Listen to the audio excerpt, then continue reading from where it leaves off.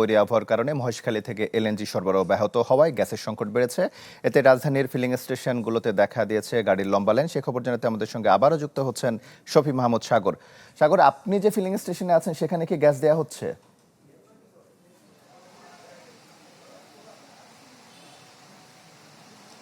তমাল, আমি এখন যেই ফিলিং স্টেশনে আছি, তেজগাঁওয়ের সিটি ফিলিং স্টেশন, এখানে সকাল থেকে দুপুর 12টা নাগাদ পর্যন্ত কিছুটা হলো গ্যাস পাওয়া যাচ্ছিল, কিন্তু 12:30 নাগাদ থেকে এখানে গ্যাস দেওয়া বন্ধ রয়েছে। তার কারণ হিসেবে সংশ্লিষ্টরা জানিয়েছেন যে 12:30টার পর থেকে একদমই তাদের আসলে গ্যাসের যেই প্রেশারটি দরকার হয় সেই প্রেশারটি নেই।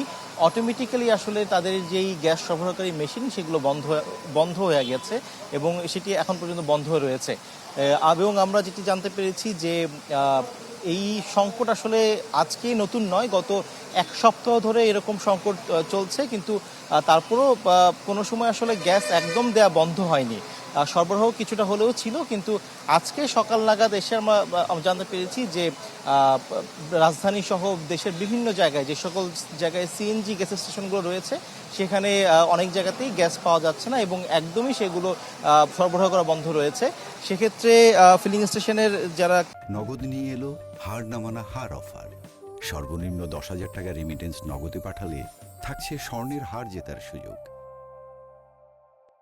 কর্মরত আছেন তারা আমাদেরকে সুনির্দিষ্ট করে কোনো কারণ জানাতে পারেনি। তারা বলছেন যে বিগত 4-5 দিন যাবৎ ধরেই গ্যাসের যেই প্রেশার সেটি কম রয়েছে, যার কারণে তারা সরবরাহ কম দিতে পারছেন। কিন্তু আজকে একদমই না থাকার কারণে এই মুহূর্তে এখানে গ্যাস দেওয়া বন্ধ রয়েছে। অন্যদিকে যে সকল যান চালক রয়েছেন বা মালিক রয়েছেন যারা আসলে গাড়ি নিয়ে সকাল থেকে একদম ভোর থেকে অপেক্ষা করছেন, তারা জানিয়েছেন যে প্রতিদিনই একই রকম সংকট দেখা যায়, তবে আজকের এই সংকটের যেই ভয়াবহতা সেটি অনেকটাই বেড়েছে এবং ফলাফলে তারা আসলে সেই সকাল বা থেকে ভোর থেকে তারা অপেক্ষায় আছেন লাইনে।